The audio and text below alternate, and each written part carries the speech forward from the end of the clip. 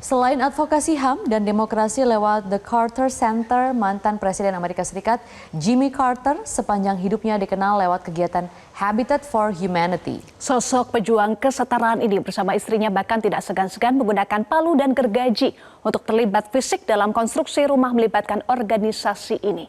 Selengkapnya dilaporkan oleh tim VOA dari Washington DC, Amerika Serikat.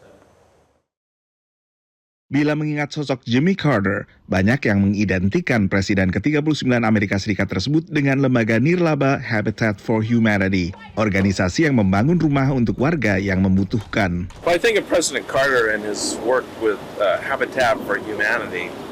There's a number of Habitat for Humanity housing near where I live. You're in public service, you're here to serve people.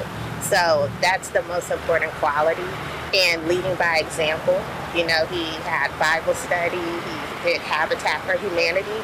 Tak lama setelah Carter wafat pada akhir Desember, pimpinan Habitat for Humanity termasuk yang ikut memberi penghormatan di markas organisasi Carter Center di Atlanta. Well, most people think President Carter started and ran Habitat for Humanity, which is not the case. But what is true is that when he got involved in 1984, that put it on the map. It was a tiny organization, and no one had ever seen a former president of the United States sleeping in a church basement, physically working on rehabbing a tenement building on the Lower East Side of Manhattan. Everywhere he went, he raised up volunteers and supporters and advocates for the cause of affordable housing. And so it's really hard to separate Habitat and President Carter in terms of the depth of impact he and Mrs. Carter had. Dalam wawancara tahun 2015 dengan kantor berita Associated Press, Jimmy Carter menjelaskan alasannya aktif dalam organisasi ini.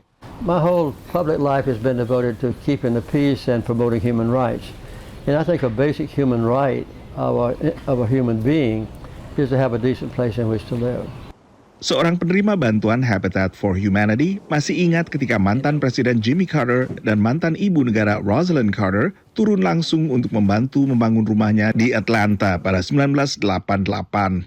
He was just like everybody else out here working, and she were too. They built my back porch, him and her, and we was out there just talking, and he was building me and her and him. He was cutting the wood and everything, you know. Sally Mae ikut sedih begitu mendengar kabar wafatnya Carter. If it wasn't for Jimmy Carter, I would still be going from apartment to apartment. He put me in this house, and I'm planning on staying here until they take me out of it. And here, so I thank him for it. I really do. Berawal sebagai organisasi relatif kecil di dekat Atlanta, negara bagian Georgia, Habitat for Humanity kini aktif di sekitar 70 negara. Tak hanya membangun perumahan untuk mereka yang kurang mampu, tapi juga terlibat dalam rekonstruksi pasca bencana.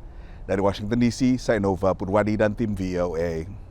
Jelajahi cara baru mendapatkan informasi. Download Metro TV Extend sekarang.